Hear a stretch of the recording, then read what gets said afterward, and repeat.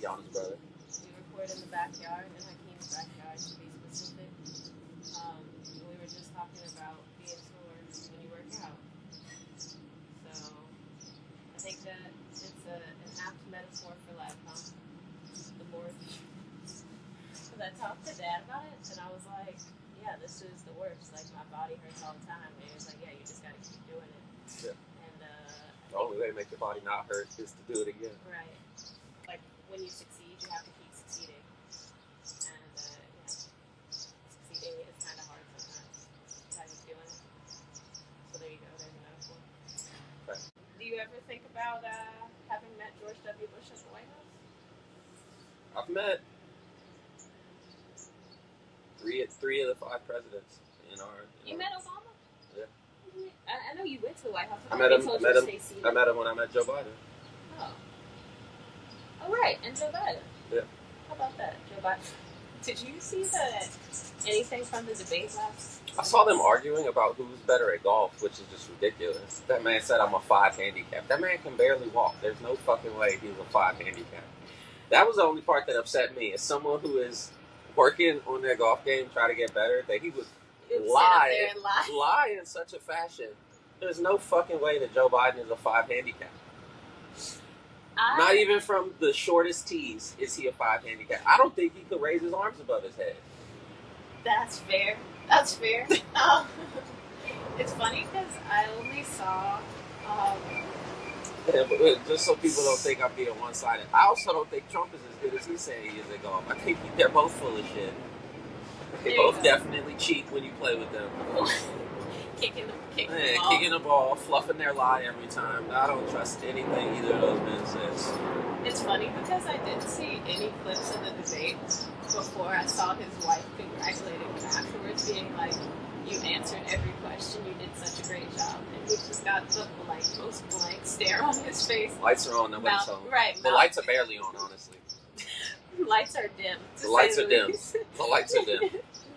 Mouth agape, like just not a clue in the world what's going on. But then I saw the clip of Trump talking for maybe 2 minutes straight about, what Joe Biden has done is open up the borders and they're taking black people's jobs, they're taking Mexican jobs. Felt like I was at Thanksgiving in 2008. And Joe Biden's just standing there. He is fully a zombie. Like, this country does a lot of unserious things, but electing a walking dead man is like up there. And then propping him up to do it again.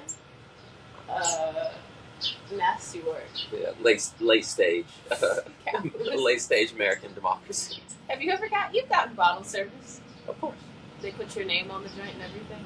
Oh, only on my birthday. Yeah, okay. Was it worth it? Ooh. No. No, it wasn't. I had a good time. Would you do it again? Me and my friends had a good time. No, I think I'm past my days of buying tables. Okay. I had a quick little run where my income to expense ratio was really, really good. And I was like, fuck it, I'm about this table. But now, I have a mortgage and trying to do home renovations. $3,500 for 3 hours doesn't really sound like a good deal anymore. I hear you. Yeah. Maybe I could never see it being me. I don't know. It's like, I think I have a pretty good list of things I would spend money on. And most of them are wearable. I say this now, but I'm for sure going to buy a table again at some point. Not to... Had to walk that one back. It's going to happen. Yeah. I'll be in Vegas at some point. In Dre's. Ray Shermer will be performing. I'm sure I'm going to want to buy a table. Sway Lee, greatest performer of our generation. He truly is. To be specific, Beyonce is not of this generation, in my opinion. But Beyonce is not a millennial. Right. Sway Lee controls the crowd, excellent breath control, plays what you want to hear. Shout out to Sway Lee. He's able to make up for how drunk Slim Jimmy gets on stage and still put on a good show. Right. And I've never heard anything really super wayward about Sway Lee. He really stays out of the frame, and I can respect that. My leads on hold, I'm wondering why. Out of bed at all. 3.5 clouds on my windows. Wait, favorite Ray Sherman song? Ooh. Yeah, that's a good melody. You know what I'm saying? Yeah, what is that one called? This could be us. Yeah, This Could Be Us. I think This Could Be Us is probably my favorite Ray Sherman song. That's a good one. I put on No Flat Film remix in the thing yesterday. That had me going. Yeah, everything their first album did not miss. Every song on that first album is a hit. Michael made it. Where's he been at? Chilling. Yeah, I haven't really heard his producer tag in a minute. I won't say he fell off. Ah, I feel like he probably is cashed fine. out. Yeah, he's probably fine. Out. Miley Cyrus had that light-skinned Miley Cyrus run, and he made a lot of money off that. But also, Ray Sherman was kind of like, I feel like towards the end of his run, because Michael Made It was like getting big on like Gucci Mane's mixtape run. Oh. So he's like. I wasn't familiar with Yeah, he's been around for a long time. He was on Gucci Mane's mixtape run, 2 Chainz mixtape run. So Ray Sherman, I feel like he was like, I'm established now. I'm gonna try to just prove that I can build an artist, build a group. We talked about Kendrick and Friends pop out was last week. We missed it, but not Didn't miss FOMO. It was on Amazon. Yeah, it was on Amazon. We missed it in person. Mm-hmm. Somebody was asking me yesterday, did I have FOMO about it because it was so close? But I was like, for one, I'm not a huge crowds person, and it was hot in there. So I think was it hot in there? I saw people fanning themselves, and I don't think the forum has like great AC. I would guess. Yeah, I'm not I don't believe in FOMO. Yeah. I'm more. I mean, I know it exists, but like, I'm operating on a higher plane. I'm not. I don't worry about. I'm where I'm supposed to be. Yeah, be where your feet are. I've been to enough cool shows before. Yeah, I'm not gonna see every cool show. I'm not gonna go to every party that ever happens. So, that's true. FOMO's not really a thing for me. Very rarely would it have been if ever. I don't think it really ever would have been like, oh, that would have been the night of my life or something. Yeah. I'm trying to think, is there a show that could potentially happen that would make me be like, I can't believe I missed that? Yeah. At this point, I think so. I think I've seen everybody who I want to see. Yeah, to be honest, seeing Renaissance for me, I was like, I'm very glad that I saw that. Yeah. I was like, had I not seen it, I would have been upset. And honestly, that was the one we saw together? Yeah. And I would even count Frank Ocean at Coachella. I'm just really glad that I got to see it all. Yeah, I agree with that. Not that the show was particularly like mind-blowing. Yeah, but I am glad I got to see him. I agree with that. But we were talking about, what is that man's name that you sent me who's on Instagram talking about, what's up, my niggas? In the comments. Oh, I don't know his name. For context, there's a black man who wears generic shirts and has like a Frederick Douglass afro, who hops on the front camera and starts his videos with "What's up, my niggas?" and without fail, the comments are always, "It makes me really uncomfortable when you say that word." But I think it was on Juneteenth. You sent me. He hopped on the camera and said, "I see a lot of you talking about how uncomfortable it makes you. If you keep doing it, I'm gonna say the real things." And I thought, in light of Kendrick's "We Don't Want to Hear You Say Nigga No More," he was on the money. It's a funny conversation. You think we'll ever get to the bottom of who gets to say nigga with impunity? We'll never get to the bottom of it. Mexicans are gonna die on that hill. So it's not even worth having the argument. I cannot tell you how many times we were downtown one day and I was gonna say, do you think specifically Californians have sent us back on that? No, New Yorkers are like that too. Oh, okay. New Yorkers genuinely think that if you're from New York, you get to say it, and it's like, that's true. You are from the Caucasus Mountains. I was talking to a friend, and she was like, "Yeah, but I get it if you're like Fat Joe," and I was like, "What do you mean?" Fat Joe is black. He's a black Puerto Rican person. Is he a black Puerto Rican? Yes. I thought he was just like a Puerto Rican, like J-Lo's a Puerto Rican. So what do you think his ethnic mix is? Like indigenous Puerto Rican and white Puerto Rican. No, I think most Puerto Ricans who look like that are like, it's about a third split. You think so? Yeah. All right. So I'm pretty sure. Is Big Pun Afro-Latino, in your opinion? I would need to look at a picture of him. All right. We can run this back another time. I'm pretty sure Fat Joe's would be considered Afro-Latino. Like, I'm sure he could trace his roots to a black person. I wasn't familiar. Yeah, I'm almost positive.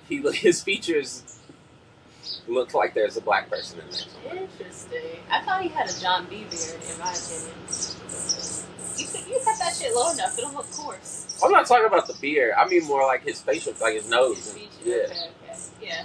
He does. He's got a Babe Ruth nose. I was about to say, you think Babe Ruth? No, I don't. He might have been a Melungeon or something. What is Melungeon? Or like a Creole. A Melungeon is like a mountain Creole. Oh, okay, yeah. Because I was about to say, you saw Creole is to living below the sea line, as Melungeon is to living in a mountain. They said Lincoln was a Melungeon too. Yeah. You know Lincoln had a boyfriend. He used to keep up in. Is this true? Happy Pride. Is this lore? No. This is straight. It's a Fendi fact. Before we get out of Pride, let's wake it up. Yeah, he had a boyfriend and he had a little shack for him over by on your way to Grandma's house by Carroll. By Carroll, there's that When did this news get revealed? I was in the car with Mom and Dad. We were driving, and Dad pointed out there's like a little shack that is protected by the Historic Society, and Dad was like, that's where they say Lincoln used to keep his boyfriend. And I was like, period. Okay. Bisexual baddie. Hey. Abraham. Be who you are. For your pride. For your pride. For your pride. It's important. Did you see a few years ago when they were trying to add Malcolm X into that group of people who were? Yeah, I don't know. I've never heard of him having a boyfriend. No, it seemed more like a Midnight Cowboy situation. Yeah, he was doing sex work, which is is work. Yeah, it's work, and we all got just to get by. We all got to get by. But I don't think that necessarily translates to your sexuality. That's like I saw people started calling James, and it could. I just can't say definitively. No, I think that's fair. People started calling James Baldwin bisexual, and I was like, this feels like revisionist history. I thought that man was pretty gay. He was a homosexual, but he wrote about there's a few essays of his where he talks about sleeping with white women and. He was just trying shit out. In the East Village, and it's just like, come on now, be so serious, be so serious. I feel like he was pretty clear with who he was at a time where people weren't really doing that. So see Pride. Stop putting smut on his name. Stop putting that straight smut on his name. Right, yeah. I love smut. Did you see I sent you somebody tweeted California, a person from California will call somebody a buster and be so serious. And I thought it's funny because it's true, and it's also hilarious. I think I've started using Buster because it's hilarious. Buster. Yeah, dancing ass Buster. Buster. Yeah. Have you started using it in California slang? We're pretty deep in this LA life. We're going on 5 and going on 6. No, I think I try not to appropriate slang. Yeah. I think there's certain slang you shouldn't use if you're not from that place. Yeah. You seem out of place. Yeah. And your culture.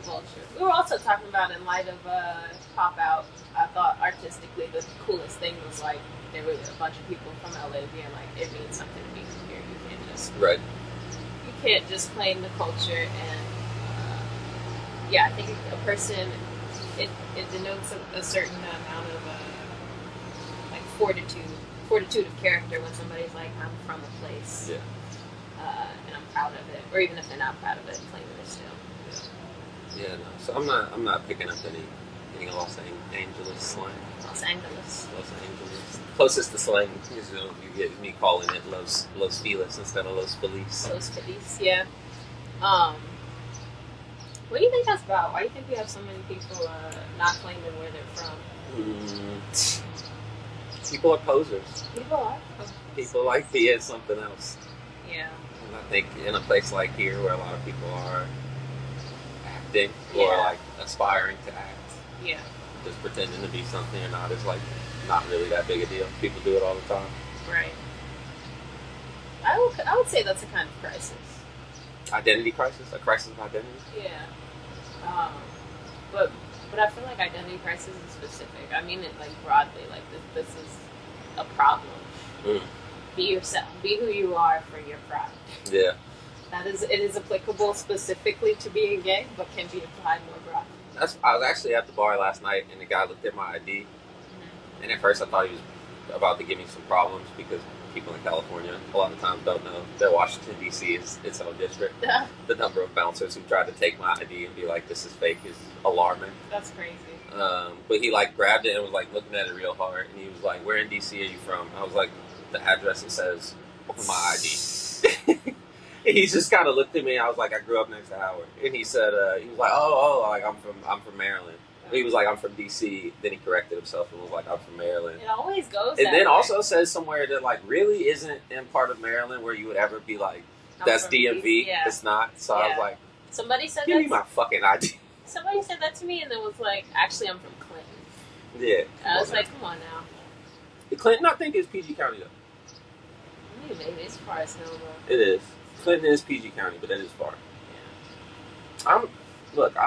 I'll go ahead and you can get in some real DC talk. I don't believe in the DMV. That's fair. I mean, because it's not. Or I've heard that if you're from DC or from Baltimore, you don't claim the DMV. But Baltimore's also not DMV. Baltimore's its own thing. Yeah, like culturally, you mean? No, I mean like DMV specifically is DC metropolitan area. Baltimore is not the DC. So it doesn't stand for DC, Maryland, and Virginia. It does, but not like so. People from Baltimore or like basically it's DC, Montgomery County, and PG County, and Fairfax County in Virginia, and so it's Northern Virginia, DC, and like parts of. I wonder if loosely it translates to the boundaries that DC the city used to be before. It's possible. But I think it more has to do with just like metropolitan area because it's like you know like people who live in New Jersey right outside of New York and like commute into the city. If you ask them where they're from, a lot of them will probably just say New York. Yeah. And I think that's what it is. It's more like does your commute bring you into DC or like is a lot of your life anchored in DC? Anchored in DC, which I think a lot of people who live in Northern Virginia, right? They're not going out in Northern Virginia. If I ask you, who do you know? And right. Can you go in the city? Exactly. And you're good. Yeah. But yeah, I don't. If you're from a major city, that's where most of your memories as a child are going to be from.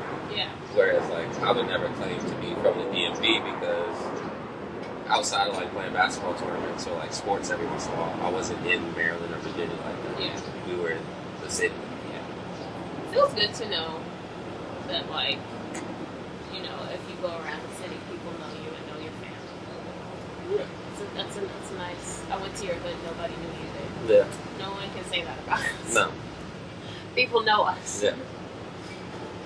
We're really from it. Really from there. DC's changed a lot. Inglewood's changing a lot. I think every major city is. Yeah, do you feel like,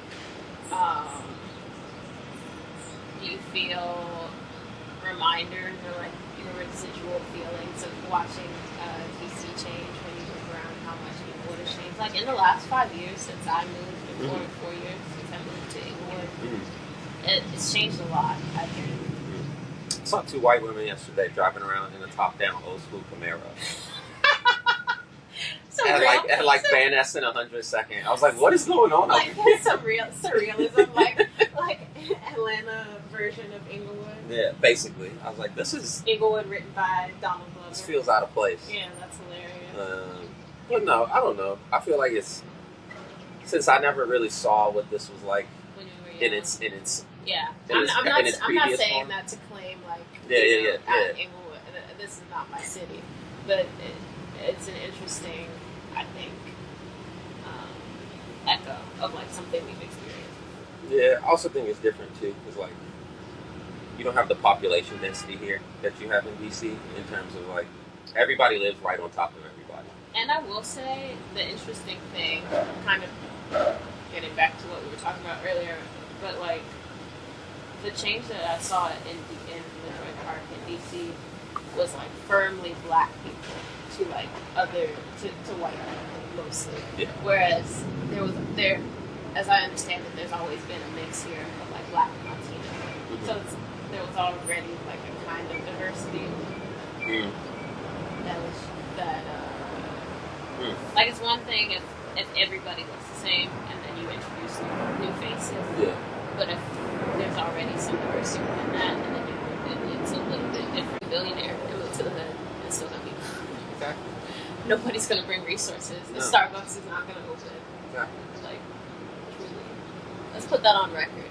Yeah. Because I really get frustrated actually because I feel like I've come across quite a few people who like learned about gentrification in school and they try and tell me about gentrification. And it's like, okay, but this is a lived experience for me. You can't tell me that this thing is good when I know for a fact that it is not good for most of the black people who live there because they don't own property. Right. If you're able to get through it and still have your house at the end, right? It can benefit you, but like there's also downsides, right? Because now there's the psychological effects of like there are a bunch of people who are staking claim to this place that is your home, and they don't look like you, and they're making you feel other. Exactly. And on top of that, they're raising property taxes and yada yada. Well, I don't, But yes, black people cannot gentrify neighborhoods. It would be great if we could. It would be. I'm trying to. Can we say that after we just said gentrification is bad? Well, I feel like it's a similar thing to being like capitalism is bad, but sometimes I see a black capitalism makes me feel good. Saw that black family getting out of that Cybertruck in Larchmont, and I was like, that didn't make me feel good. Oh I was like, what are these niggas doing in this big house? What are these niggas doing in Westwood? Or whatever OJ said as they were taking him to jail. Oh, man. No, I'm just kidding. Yeah.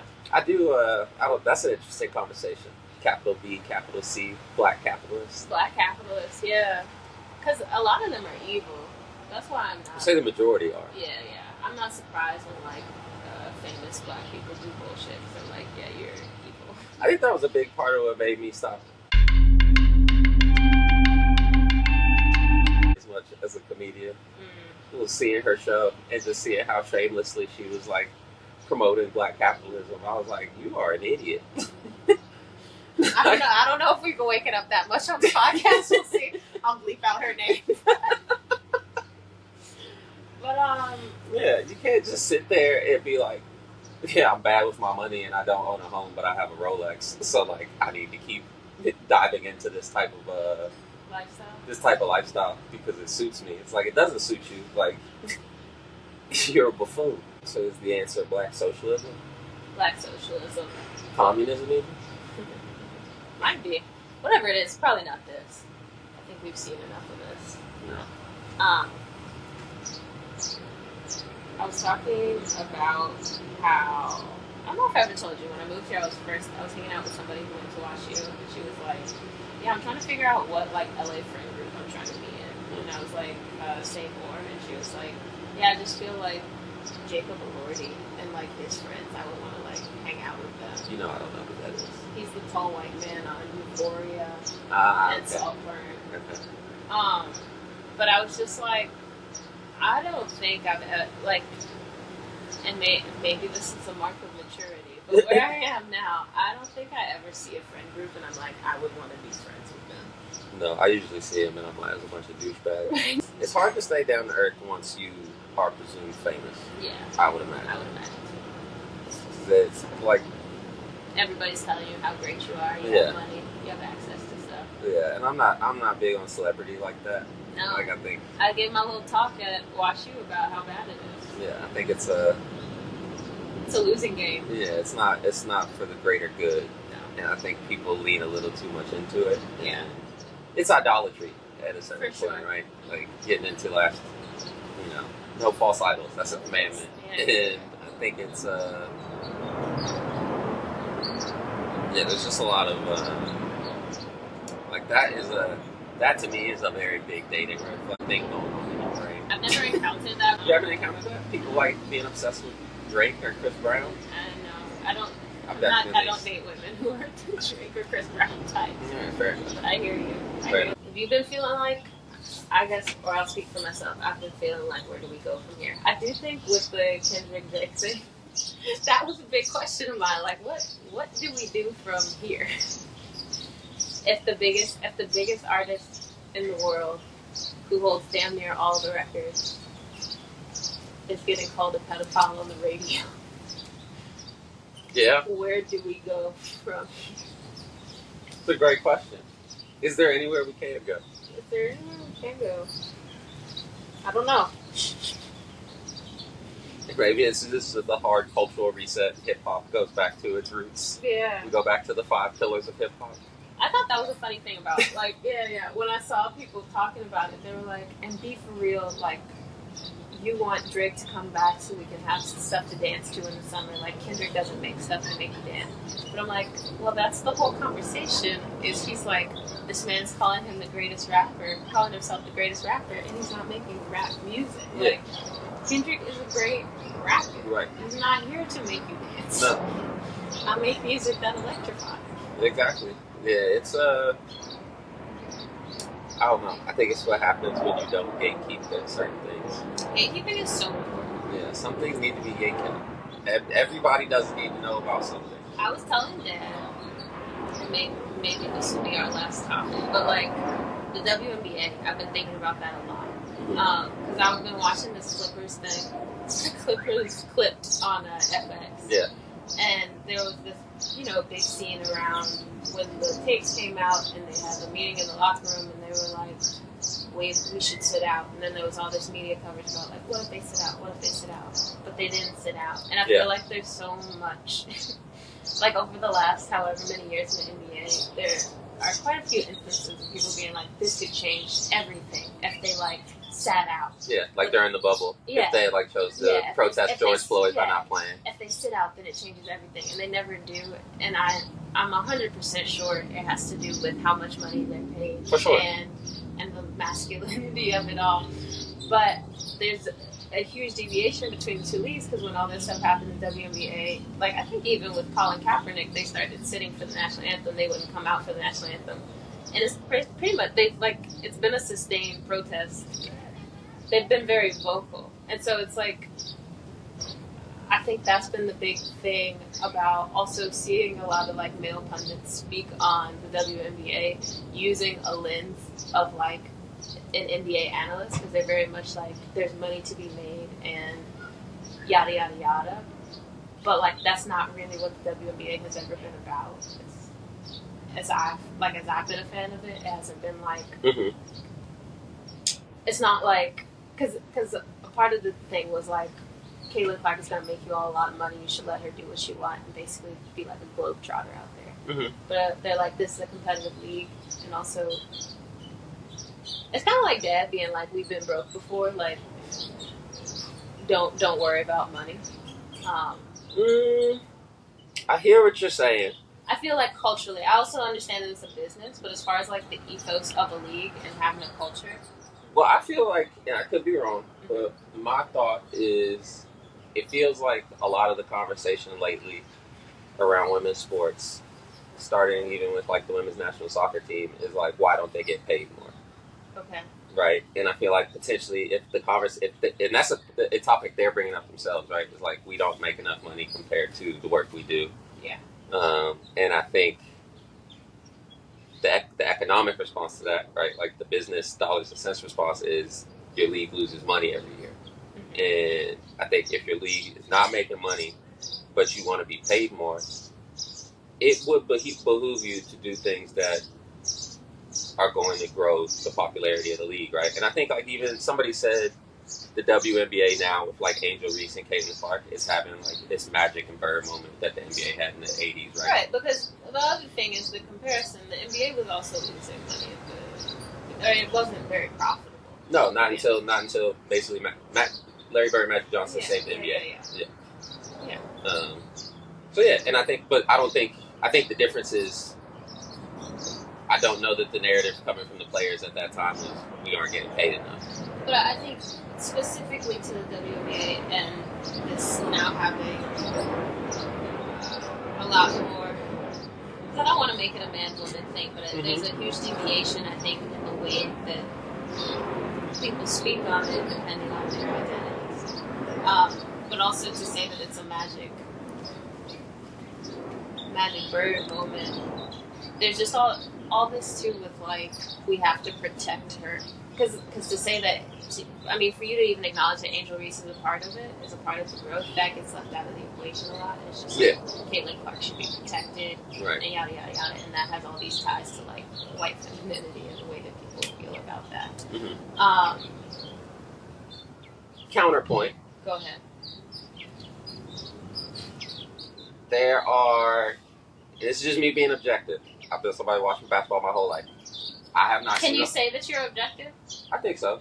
I haven't seen any woman ever play basketball the way Caitlin Clark played basketball. Okay. Do you feel like? That's not to say she's the most skilled woman basketball player I've ever seen, but nobody plays how she plays, which I think is what's bringing the eyeballs because her style of play is so different and so much. It's like Steph Curry. Right, yeah. Right? And we saw kind of, he basically has been the face of the league for the last 10 years. Right. He changed how a lot of people play basketball. He fundamentally changed how basketball is played. And I think that's why. Do you think that it would dilute the importance of what she was doing if people just weren't competing with her? Like if you were just coming out to basically see an exhibition game of her skill. Because it, to a certain degree... Is that what people are complaining about? I feel like to a certain degree they're like, you should just let her do what she wants because she's the one who's bringing the eyeballs. And maybe we're hearing different conversations around it. Because that's not necessarily what I'm hearing. I am hearing people saying... You're playing too rough with her. Right, but that, and then I think...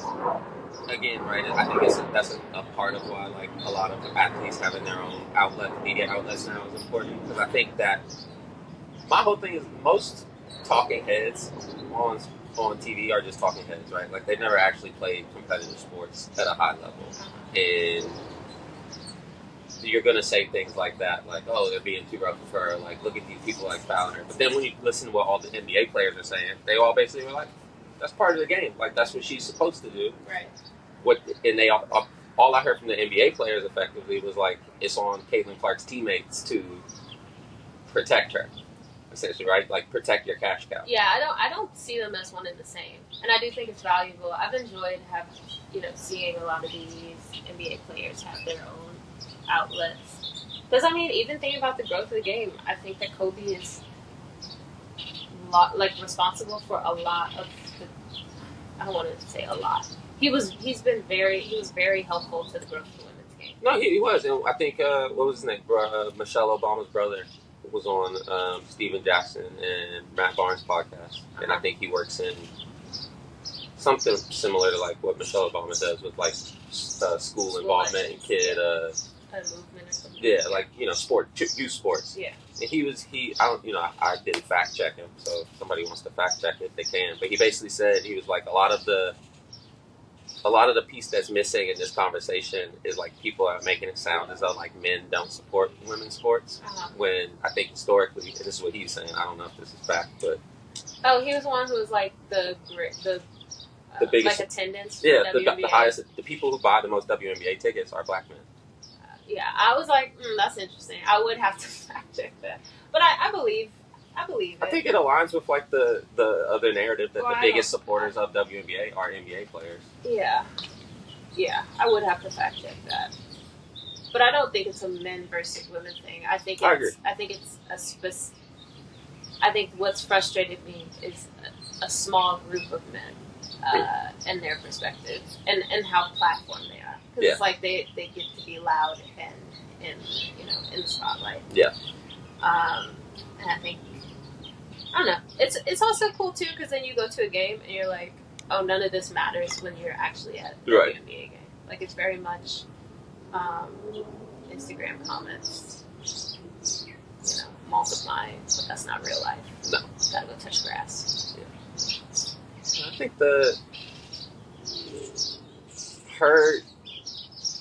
her and Angel Reese together in the league, I think, brought an entirely new set of eyeballs. For sure. But I do, Like, as far as her being a once in a lifetime player. Exactly. Yeah. As far as her being left, like, you can make whatever argument you want for like why she's not on Team USA. I think that is a mistake to not put her on Team USA. So? Yeah, they should put her and Angel Reese on Team USA. Okay. 100%. Like, they're going to beat everybody by 40 every game anyway. Yeah. Like, when was the last time they had a competitive game? Yeah. It's not. So they're going to win. It's just like, I think that's what you at a certain point, right? It's bigger than basketball. They did a version of that for the women's soccer team. That they left off Alex Morgan, who's been like the May veteran for like the last, I think she's been to a lot of Olympics. Yeah. But all their forwards are black, which I think is really cool. And their youngest, I think she's half black, half Filipino, but she's 19. And it's very much like a changing of the guard for the women's soccer team. I mean, you have to do it eventually. Yeah. Why not? Diana Taurasi is damn near 40 years old. She's over 40. She's 41 or 42. Like, give it up. Let the young people have their time. They played Duke women last year, like this past season, and that one of their girls snatched her ankles real bad, and then went off the court live. She snatched her ankles and then made like a fadeaway jump shot.